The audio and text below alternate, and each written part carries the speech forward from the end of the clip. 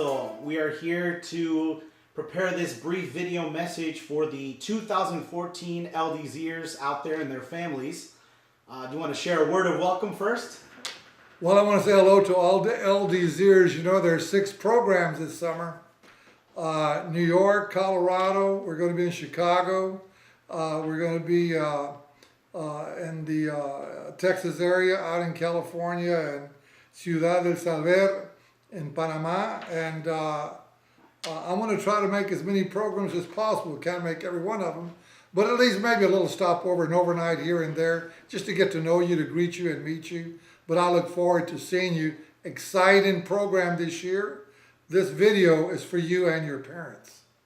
Ernesto, I know that the LDZ, there's definitely going to be a lot of students who did the great debate last year, but this year we're also going to have a lot of students like myself that we were first-time NHIers through the LDZ. Tell us a little bit about the early history of the Institute. Well, just so you'll know and kind of contextualize what this organization is, I founded it on the basis of the work of my parents in Houston. My mom and dad were youth workers in Houston and did amazing work at a little parque called the Zavala Park in a community called Magnolia. Dad later was assigned to a little park, también un parque that was called Hennessy Park.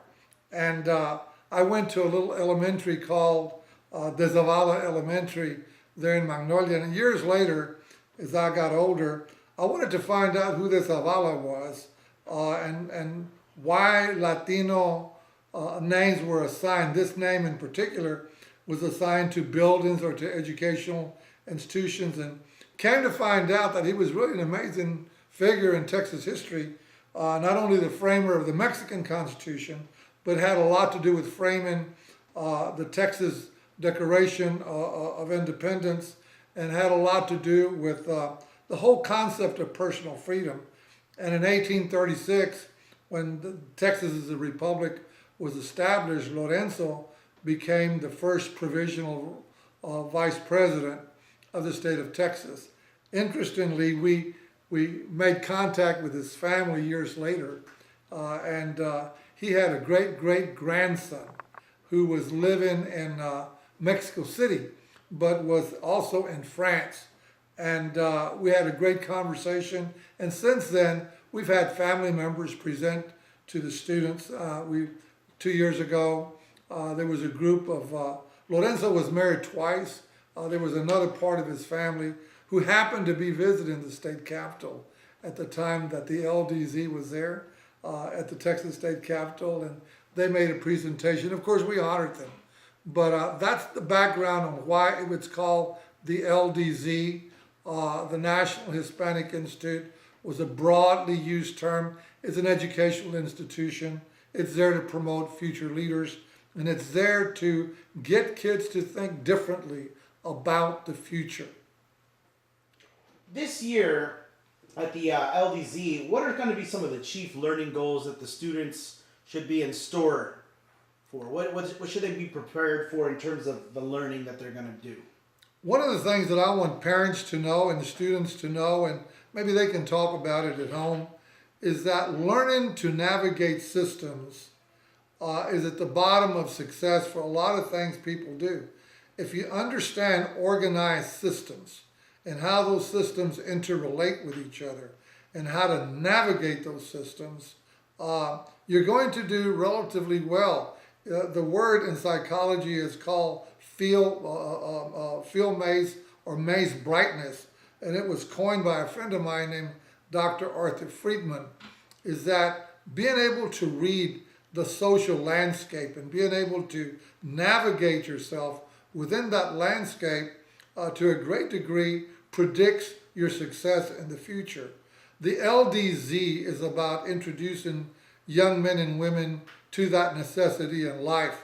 We do it in a legislative format, no doubt about it, but learning about the mechanisms of government is not necessarily our goal. We're not a boy state and we're not a girl state. Learning how to manage and navigate systems is at the core of what we want young people to learn. This year's theme is called Envisioning the Future. Now, think about it for a moment, because when we talk about that, what we're asking young kids to learn, like yourselves, and parents, I want you to know what we're doing with your kids, is that we're asking them to envision tomorrow 30, 40 years from now. When your children will be in their late 40s and in their 50s, when they will be in key leadership roles, or they will be fully grown adults with their own families, perhaps even grandchildren, I don't know. But we're asking them to take a look at the world, and in particular the United States, 30, 40 years from now, 2050, when 1 out of every 3 Americans will be Latino. So envisioning the future means come prepared to write what we call community policy that will form the parameters or the boundaries for collective action by this dynamic, growing, and fast-moving Latino community. Is this what's meant when students receive their information or are asked to write a proposal? Absolutely. You know, probably, Julio, the best way I can explain it is that in founding the National Hispanic Institute 35 years ago, I had to envision the future. I didn't form this organization for that moment in history, for the 1970s or 80s. What I wanted to do was begin to gather thought, social thought, engage young people in seeing themselves 20, 30 years into the future. What's really funny, that's even today, we're getting first-time children of those early participants from the 1980s come to our programs. And it seems almost impossible that time can go by that far, or should I say that fast, and that far. But it does. And so what we want young people to do is to see themselves and see policy 40, 50 years from now. You know, when I was in my 16, 14, 15 years old, we had telephones, but we didn't have even color TV. For certain, we didn't have computers. There were a lot of things that exist today that were not even imagined back in the 1950s and early 60s when I was a young man growing up. We want our young people today to envision that same future. Where do they think we're going? Why? How are economies between, let's say, the United States and Latin America going to weld themselves together? How will language be treated? Well, all of us have to be bilingual. What will form the majority of our workforce? How will we get educated given the fact that we have an exploding population? These are issues. What kind of leaders do we want? What kind of moral and ethical leaders do we need? Those are the kinds of thoughts that we're going to have to take into account as we plan for what certainly is going to come. Tomorrow is going to appear within a wink of an eye. Also, as part of the LDZ experience, students will be asked to read or at least become somewhat comfortable with your second book, Third Reality Revealed. What are the lessons of that book, and what is the context that we're trying to get students to have before they arrive? You know, the reason that I wrote that book, and any book that I have written, has more to do with simple life lessons. And the first book, Third Reality, Crafting a 21st Century Agenda, it's a series of standalone experiences that all of us are going to go through at one time in our lives. All of us are going to get older. All of us are going to be rejoiced with opportunity and disappointed in victory. All of us will regrettably encounter tragedy in our lives, possibly the loss of a loved one in our families. All of us are going to go through those journeys.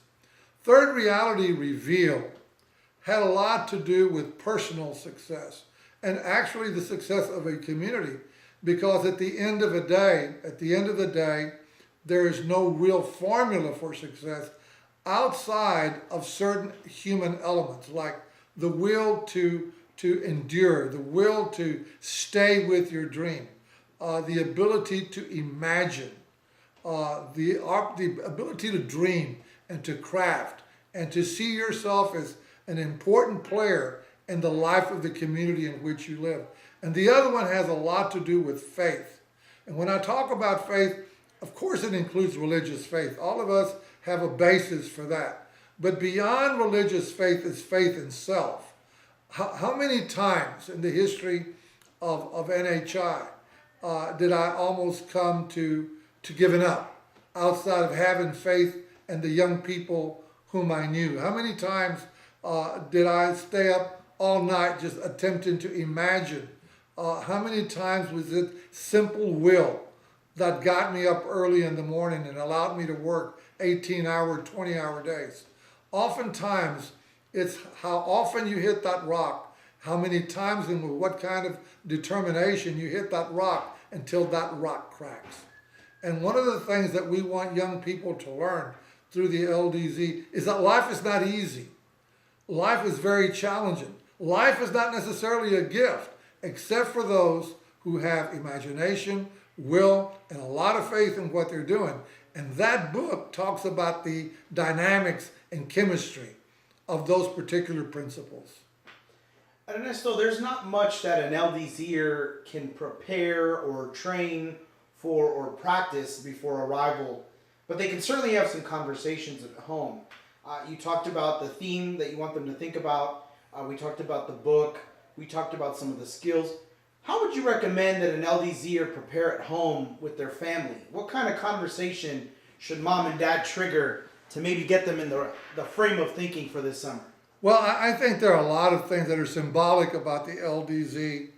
Going to an LDZ for a lot of young people will be their first time away from home. Mom and dad, let me just help you understand something. Your children are leaving. And if they're going to be juniors this coming September of 2014, they will be 24 months away from leaving college. If they're emerging seniors, mom and dad, I know you don't like hearing this, but they're 12 months away from leaving home and going away to college. And once that happens, it's a forever. Yeah, they'll come home and visit, but things will never be the same again. LDZ is a preparation for that inevitable transition to go from living at home, living in comfortable, loving environments, to entering the adult world. Now, what we want to do, mom and dad, is surround your children with the networks and contacts that are going to encourage them, not discourage them. By nature, they're going to enter a world in which they're often referred to as being at risk or being minorities or people of color. Those are terms that we do not support in the culture of NHI. We want them surrounded by friends who are compelled and are driven to succeed, and we want them to hang around and develop friendships with young men and women with shared values about higher education and about doing well for themselves. So the LDZ is that initiating point of change in family. We want them to know, what are they going to tell their grandma when they leave? How are they going to prepare the little brothers and sisters when they leave? What are we expecting from them as future leaders? And what are the skills they need to lead effective lives, not only as professionals, because sometimes we overemphasize that, but what do we expect from them as leaders? Do we want them to leave home and never come back? Absolutely not. We want them to come back home. But in this case, to be the owners, to be the rule makers, to be the people that run communities and entire societies. I know that if students do very well this summer, they will be automatically selected or pre-qualified for Celebración 2014. And again, some of the folks watching may not know what that is. Could you give us a little bit of insight and of what to look forward to in the fall? Well, you can look for a great time at the Omni. Is a 5-star hotel in Dallas, Texas, in the Dallas-Fort Worth Metroplex. In every program, whether a student is a freshman, a sophomore, or just completed their sophomore or junior year, or as a CWS or a person who's an emerging high school senior. Those who really do well get invited from among the 3,000 kids that participate through our 13 programs to come to Celebración, for an extended 4-day period of continued preparation. Now, what is the purpose of Celebración? It's a signature program to provide the world with a showcase of our best young minds. It is an amazing gathering of highly intelligent young people. It now puts our young people from local to national to state. Now we give them an international stage for furthering their social networks, furthering their friendships and contacts. Let me put it to you this way. More than likely, 50 years from now, having relationships and contacts throughout the hemisphere, throughout Peru, Argentina, Mexico, la República Dominicana, Puerto Rico, Panama, donde quiera, it doesn't matter. Our young minds, our young kids will be more international than domestic. Our economies will require that. Business development will require that. It will require them to speak both English and Spanish and handle both culturals. So we're going to be bicultural and bilingual and able to navigate the landscape of both worlds. We're going to be the people who glue things together. Celebración starts that process, but it goes one step further. What Celebración really does is that it introduces students to the whole concept of social entrepreneurship. And what does that mean? Sounds like a big word. And it's not. It means learning to use imagination. A lot of imagination to imagine new solutions to complex old human challenges. So it allows the student to take a look at the social dynamics of our societies as they seem to be emerging and begin to prepare through their own imaginative and inventive ways of engaging the Latino community in its own self-change, in its own self-advancement, and in its own self-progress. Final word out there for this month before we embark on the LDZ month of June. Anything else? Any final word?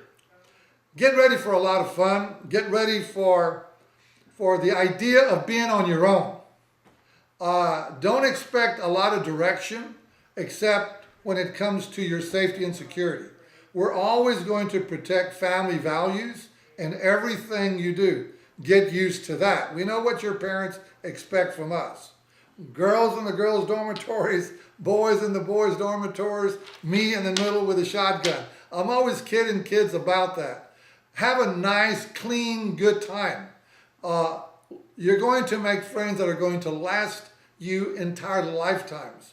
I know LDZers that met in the 1980s that today at 45 and 48 years of age continue to be the closest friends. So you're going to meet your life partners and friends and young people with whom you want to stay in touch with, not only throughout this country, but throughout this hemisphere. It's going to be a grand experience. You're going to meet some great people. And let me mention to you right now, there's a guy that's doing the interview, and his name is Julio Cotto. And to me, he's one of the best developed young, bright minds I have run into in a long, long time. He too is going to be on site to be helpful, to encourage you, but also to provoke you to think critically and to think strategically and to think futuristically. Hey, we look forward to seeing you, Mom and Dad. You come by on a weekend to be with your children, to celebrate their victories and to celebrate the good times that they had, but in particular to celebrate what they learned about themselves. Thank you for the opportunity to visit with you, and I hope this video has been helpful to whatever questions you may have or to whatever you anticipate your children should be involved in. Thank you very much.